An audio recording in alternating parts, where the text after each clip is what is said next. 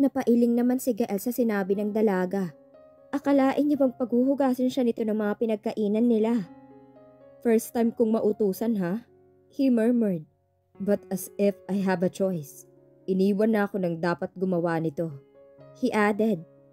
Honey? Rinig niyang tawag sa kanya ni Jen. Pero hindi niya yun pinansin. Dahil nakapokus siya sa paghuhugas ng pinagkainan nila. Sinisipat-sipat pa niya bawat baso. If nasasabon niya yun ng maayos. Nasa ganoon sang sitwasyon nang biglang may pumulupot na mga braso sa bewang niya. Jen, not now. Sita niya dito.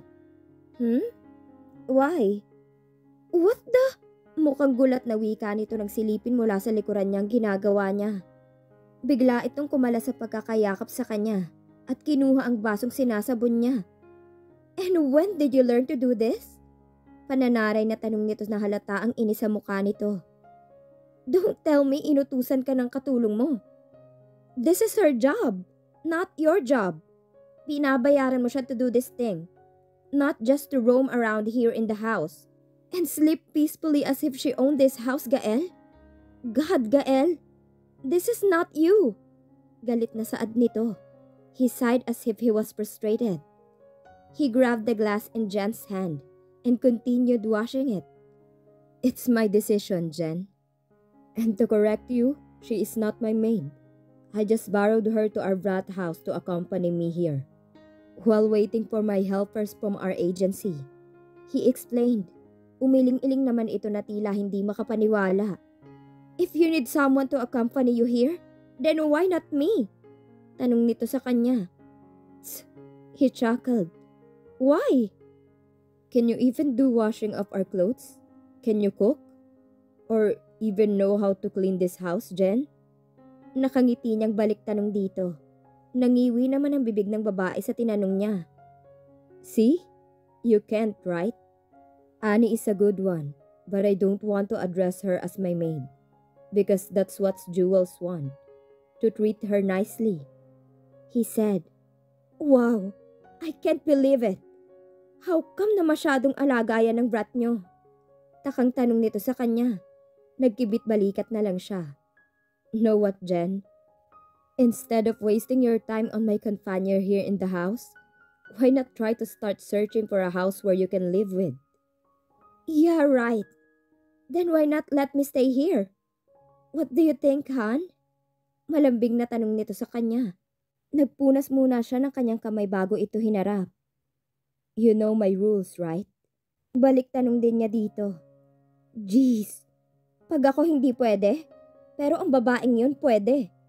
Reklamo nito at inirolyo pa ang mga mata. Umiling naman siya at naglakad palabas ng kitchen. Where are you going? Tinalikuran mo na naman ako, Han. Pasigaw na tawag nito sa kanya. No? I'm going to change. Wait me here. Madiing wika niya saka pumasok ng elevator. Nagmamaktol namang umupo sa sopa si Jen. All this time puro tanggi ang ginagawa sa kanya ni Gael every time na magsasabi siyang dito natitira. They are friends, but she loves Gael so much. Kaya kahit katawan lang ang gusto nito sa kanya, pumayag siya. Binigay niya ang sarili niya dito ng kusa. Kahit pa nung una itinatanggihan siya nito. Hindi niya alam but she knows that her Gael loves her too. She felt it. Pero mukhang may humaharang dito para hindi nito ipakita yon. Sa lahat ng gusto niyang gawin, lahat yon sinusuportahan nito. Lahat ng request niya ginagawa at sinusunod nito. If that is not love, then what is it, Gael? She frustratingly asked herself. Naipikit niya ang mga mata sa inis. Kung noon wala siyang nararamdamang takot pagdating sa mga babae nito. Pero ngayon iba ang pakiramdam niya sa kasama nito sa bahay na si Annie. Gael is different when that girl is around her. Imagine who would have thought na kayang papaghugasin ng katulong ang amo niya. This cannot be, sabi niya saka tumayo at naglakad-lakad. I must do something to get rid of her, she added. Hindi niya papayagang mapunta lang si Gael sa isang muchacha. No way! Inis na sabi niya. Saka inilabas ang yosi sa bag at pumunta sa garden para doon magyosi. Ganoon siya pag naiinis. Just wait and see, Han. Mapapasakin ka rin, she said while smiling wickedly. Samantalang mabibilis ang kilos na nagbibihis si Annie. Off daw niya ngayon, kaya meaning gala day nila ni Tony. Kanina pa niya tinatawagan si Tony para magpasundo dito. At tuwan-tuwa naman ang bruha dahil makakagala sila ngayon. At niyaya siyang mag-bar nito. Pero syempre before bar, dadalaw muna siya sa company niya. Hays, ang tagal din eh. Malungkot na wika niya habang sinisipat ang sarili sa salamin. She's wearing a reef denim shorts and yellow loose tank top and tacked the front of them on her shorts. Nagsuot lang siya ng white sneaker shoes para madali makatakbo once na nakita sila ng tauhan ng lolo niya. She smiled once more and pouted her pinkish lips in front of the mirror. Saka kinuha ang sling bag niya at naglakad na palabas ng kwarto niya. Akmang bubuksan niya ng kanyang pintuan nang bigla itong bumukas at iluwa ang sir niya. Holy shit! Gulat na nasambit niya. Sir ha? Uso po ang kumatok. Inis na turan niya dito. You leaving? Tanong nito sa kanya na tila wala man lang naririnig sa sinabi niya. Ah, hindi po sir. Maglalaban na nga po ako eh. Na ganito ang itsura ko, di ba? Pambabara niyang sagot dito. Nakita naman niyang pag-igting ng mga panga nito. Obvious po ba kasi? You have 2 eyes to see naman po na nakaayos na ako. Do you really need to ask those questions po? Inis din niyang sagot dito. Know what? Be thankful enough na I am not totally your boss. Dahil kung ako ang amo mo, matagal ka nang nasisante the way you answered and talked to me. That's a big no to me. Madiing sabi nito habang kinakamot ng daliri nito ang kanang kilay nito. Yeah, tumangu-tango pa siya. Thank you na lang po talaga.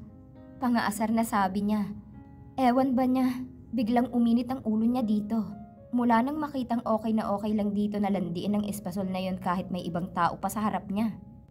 Jeez, men nowadays, she said secretly to herself.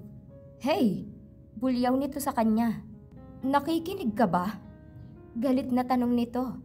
Nagulat man siya hindi niya yun pinahalata. Abay malay niya bang nagsasalita pala ito? Oo po. Here oh. I'm all ears sir. Sagot niya dito. Umiling-iling naman ito saka tumalikod sa kanya. May saltik lang. Mabait tapos biglang magsusungit. Tapos mambubulyaw. Ganun ata kapag nabitin. She murmured while looking to the man who suddenly stopped and faced her again. Quit murmuring, Rivera. I heard you. Be home before 8 p.m. Dito ako magdi-dinner. Is that clear? Madiin na tanong nito na ikinanguso niya. Yes, sir. Wala sa mood na sagot niya na lang dito. At basta na lang nilampasan ng kanyang boss at pumasok ng elevator. Gael closed his fist because of irritation. This is his first time that his employee answered him like that. Ang ipinagtataka niya, mukhang okay pa naman ito kanina. Then all of a sudden biglang ganun na may saltik din eh. Naiiling niyang wika sa sarili. Saka tumuloy sa kanyang kwarto para magbihis. Pababa na si Gael nang biglang mag-ring ang phone and it was Joel, their brat Seb's wife who's calling. Hey, wika niya dito na nasa kabilang linya. How was my baby girl there? Gael, tanong nito sa kanya. Napangiti naman siya dahil doon. Wala pang 2 araw dito si Annie nangungumusta na agad ang brat namin. Asar niyang wika dito. He? Singhal nito sa kanya. Pinahihirapan mo ba siya? Naku Gael, sinasabi ko sa'yo ha. Malaman ko lang na pinapahirapan mong baby girl ko dyan sa bahay mo. Naku, mata mo lang ang walang latay. Dire-diretso nitong sabi. He chuckled. Magagawa ko ba yan kung may pagbabanta ka na naman? But know what, brat? She's too noisy. Masakit sa tenga minsan ang ingay niya. Ito pa, palasagot ha. Pero in some way, okay naman siya. Sumbong niya dito. He heard her laughing. May nakakatawa ba sa sinabi ko? Tanong niya dito. No, it's just that I'm happy that someone annoys you, you know? Can't wait to see your annoyed face, gal. Natatawa na sabi nito. Hindi ka makaubra sa kanya, no? She added while chuckling. Jeez, of course not.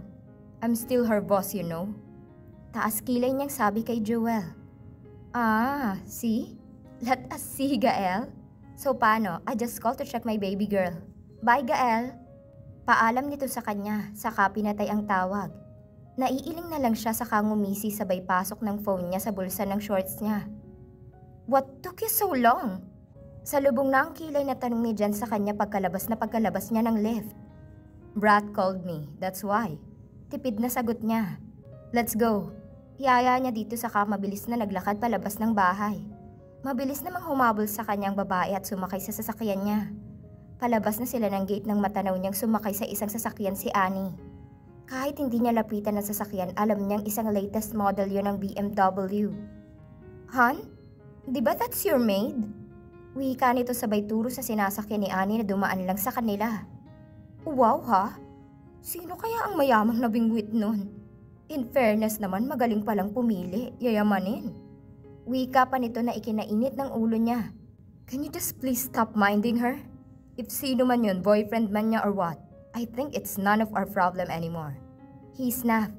Natahimik naman si Jen sa tinuran niya. He doesn't even know but his head got heated all of a sudden. Hindi niya alam if dahil sa nakita o dahil sa sinabi ng babaeng kasama niya ngayon. He wobbled his head then he focused on his driving. Naubos ang araw nila sa kakaikot sa paghahanap ng matitirhan ni Jen. Buti na lang sa panghuling pinuntahan nila na gustuhan naman nito. Dahil malapit lang daw sa office niya, kaya kinuha agad ng dalaga. And it was 7:30 p.m. na. At heto sila ngayon nasa isang restaurant having their dinner daw. Madalas niyang tingnan ang kanyang phone, baka sakaling may reply na sa kanya si Annie. Kanina pa niya ito mini-message na to be home early, pero ni isang reply wala man lang itong sinesend sa kanya. Kanina mo pa tinitingnan yung phone mo. Problem? Usisa ni Jen sa kanya. Umiling naman siya. Waiting for important person to call. Walang ganang sagot niya dito. Tinaasan naman siya nito ng kilay. Who? Tanong uli nito na ikinawala niya ng ganang kumain. Investor. Tipid na sagot niya. Tumango-tango naman ito as if she was convinced of his answer. You done eating? If you're done, can we go now? I have some important matters to do. He coldly said. Yeah, let's go. Yaya naman ito sa kanya at nauna pang naglakad palabas ng restaurant. You sure hindi ka natataas, Han? Tanong ni Jen sa kanya nang nasa harapan na sila ng hotel na pansamantalang tinutuluyan nito. No, Jen. Some other time, okay? Bye. Paalam niya dito sa kanya ito hinalikan sa pisngi at bumaba ng sasakyan para pagbuksan ito ng pintuan. Thanks, Han. Drive safely, okay? Call me later. Wika nito. At kumaway pa sa kanya bago naglalakad papasok ng hotel. Mabilis naman siyang pumasok ng kanyang sasakyan at pinasibad ito. Halos wala pang 30 minutes ay nasa bahay na siya. Oh well, he is good in driving. Not just in driving, but hacking and tracking and tracing some important details and people is his skills. Mabibilis ang hakbang niyang pumasok sa kanyang bahay, only to find out na wala pa ang taong kanina pa tumatakbo sa isipan niya. Damn it. Inis na sambit niya. Sabay kuha ng phone sa bulsa niya at idinayal ang number ng dalaga. But to his dismay, Annie didn't answer it. Damn it! He cursed. Sabay kalikot ng phone niya. Maya-maya pakita na niya kung nasaan ang dalaga. The heck? Sambit niya nang makita kung nasa ang lugar ito at tila nakainom pa. Maya-maya pa nakita niyang mukhang niyayaya na ito ng kasama na lumabas at nakahinga naman siya ng maluwag. Nang makitang babae pa lang kasama nito. But no way. Hindi kaya tomboy ito? Taas kilay na tanong niya sa sarili niya. But at least I know she was safe. He added. Tumaas naman siya para maligo at bumaba din pagkatapos. Tiningnan niya if ilang minuto nang nakalilipas mula nang umalis ang mga yon sa Lion's Den. Pero till now wala pa. Bakit ko ba siya iniisip? Kausap niya sa sarili saka ini-on ang TV. At naghanap ng mapapanood. Pero kanina pa siya palipat-lipat ng channel. Pero wala siyang magustuhan at panay tingin niya lang sa main door if dumating na nga ang inaantay niya. Kaya ang ending pinatay na lang niya ito at naglakad-lakad na lang sa may living room habang nakatitig sa may orasan. 5 more minutes pag wala ka pa, Rivera, swear. Mapapalo kita sa puwet. Gigil na wika niya sabay pabagsak na umupo sa sopa at inihilot-hilot ang sentido. Bigla siyang napaayos ng upo nang marinig na may pumaradang sasakyan sa tapat ng bahay niya. And he surely know that it was Annie. Maya-maya pa narinig niya pag-open ng gate. Kaya mabilis siyang tumayo at nagtungo sa may bintana para silipin ito. Iniawang niya ng unti ang curtain para hindi siya mahalatang nakasilip sa mga ito. At halos maningkit ang kanyang mga mata nang makitang yumakap at bumeso pa ito sa naghatid ditong babae na siya ding nagsundo dito kanina. "She's kinda familiar to me," he said silently. Pero alam niya sa sarili niyang nakita niya na iyon. Not sure lang if when and where. Kumibot-kibot ang kanyang labi sa naisip. Bigla niyang naisara ang kortina at patakbong umupo ng sopa nang makitang naglalakad na papasok ang dalaga. Hindi niya alam if anong posisyon ang gagawin niya at kung anong iaakto niya. "Jeez," he hissed. Pero bigla siyang napaupo ng tuwid nang bumukas na ang pintuan at iluwa doon ang dalagang kanina pa niya inaantay. "Where the hell have you been?" he hardly asked. "Ay, palakakang may butete," patili nitong sabi. "Sir naman, ang hilig mong gulat eh." Reklamo nito. "Ang tanong kong sagutin mo, Rivera," he coldly asked again. "Ano po kasi? We went out. Nagyaya po kasi." "And because of that, nakalimutan mo ang oras ng uwi mo. Na even answering my calls, dinededma mo." Putol niya sa sinasabi nito. Nakita naman ang pagyuko nito at tila pumikit-pikit pa. "Are you drunk?" Inis na tanong na naman niya dito. Iniangat naman nito ang kanyang ulo sa kangumiti. "Just a little bit drunk," wika nito sabay ngisi. "That's what a bit for you, ha?" Asar niyang sabi. Kita naman niya ang paglaki ng mga mata nito. "Naiintindihan mo ko, sir?" Takang tanong nito saka inilapit pang muka at bibig nito sa mukha niya. Napalunok tuloy siya bigla sa inakto ng dalaga. Kumurap-kurap pa siya sa gulat na nararamdaman. He heard his heart pounding hard. Mabilis niyang natakpan ng kanyang palad ang mukha ng dalaga, saka ito inilayo sa kanya. "Ow!" Daing pa nito. "Ang baho ng kamay mo, sir." Lasing na sabi nito. "Mas mabaho naman ang hininga mo. Tumaas ka na nga at maligo, ang baho mo." Tila inis niyang pagtataboy sa dalaga. Nakasimangot naman ito. "Bilisan mo na at madami kang gagawin bukas." Wika niya dito saka mabilis na tinalikuran ng dalaga at nagtungo sa elevator para tumaas na. Napabuga siya ng hangin sabay hawak sa dibdib niya nang makapasok at sumara na ang elevator. "Jeez, man. Nangyayari sa'yo?" Tanong niya sa sarili saka umiling. Lukot na lukot naman ang mukha ni Annie nang mawala sa nanlalabo niyang paningin ng buwisit niyang boss. "Mabaho daw hininga niya?" Tanong niya sa sarili saka inamoy-amoy ang hininga niya. "Di naman ah." Nakabusangot na wika niya saka pabagsak na umupo sa sofa. Sa totoo lang hindi niya akalain na malalasing siya agad ng ganun. Ang walang hiya niya kasing BFF pinainom siya ng pinainom na tila wala nang bukas pa. But in fairness naman nag-enjoy talaga siya. "Gosh, my head is hurting and I'm so dizzy." Wika niya saka inihiga ng maayos ang katawan sa sofa. Saktong pipikit na lang siya nang mag-ring ang phone niya and it's a video call. "Yeah, I hate you." Wika niya sa kaibigang si Tony. Kita naman niya ang pagngisi nito. "But I love you, BFF." Sagot naman ito sa kanya habang nakangiti. "Thanks for the treat, BFF. Gusto ko pang makipagchismisan but I feel so dizzy and sleepy na, Tons."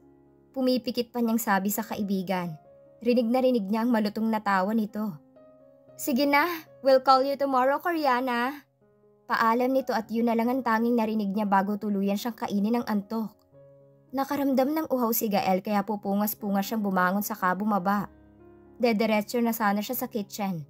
Kung hindi lang nahagip ng mata niya ang babaeng nakabukaka ang tulog na tulog sa sopa.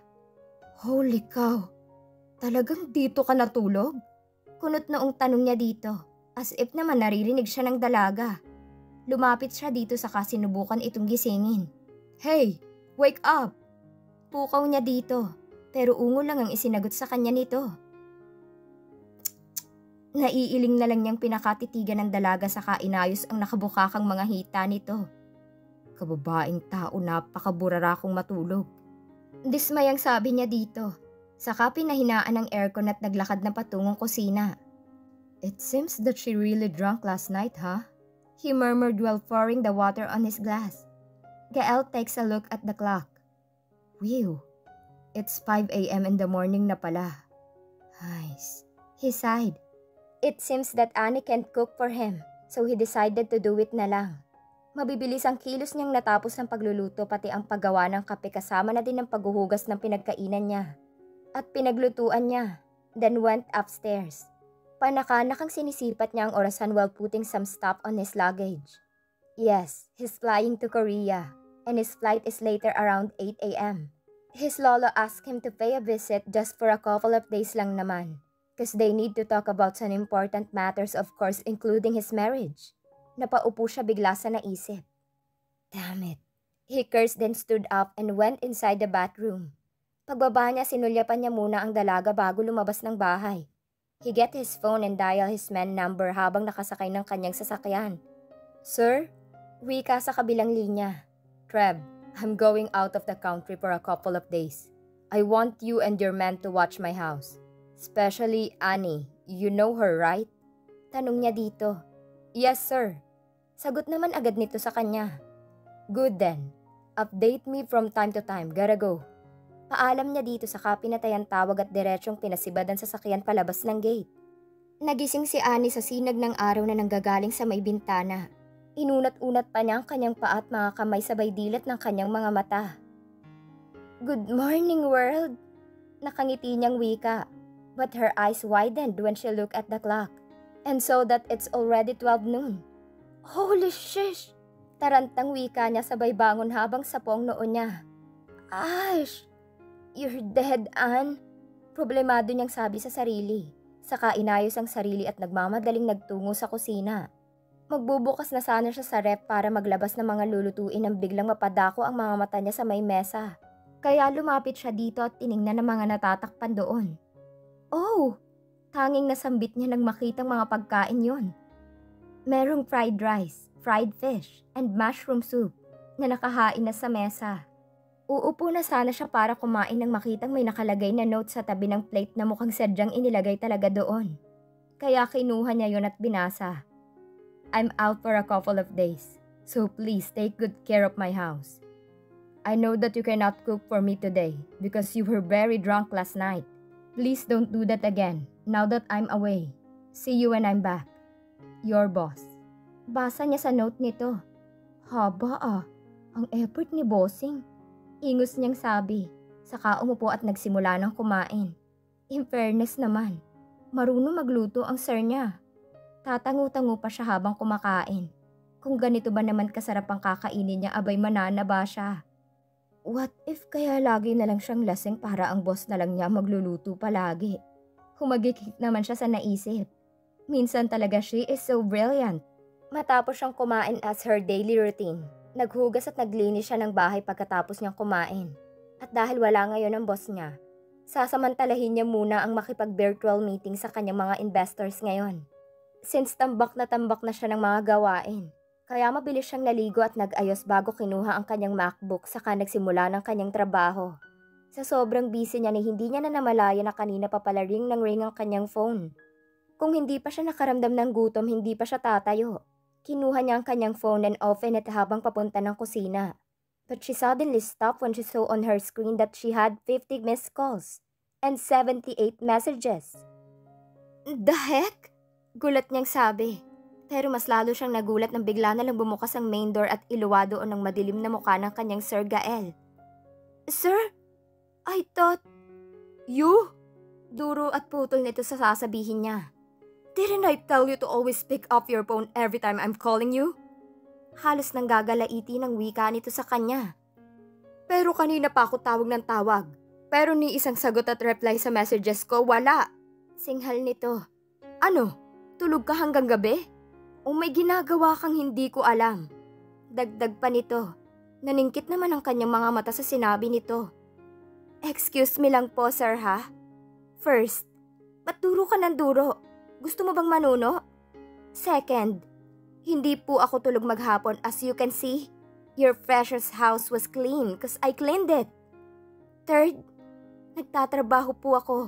Kaya hindi ko masagot ang tawag mo. Cause I am a busy woman. Okay na po? Walang prenong sagot niya dito. What? Come again? Did I heard it right? You are working? Kunot noong tanong ulit nito sa kanya.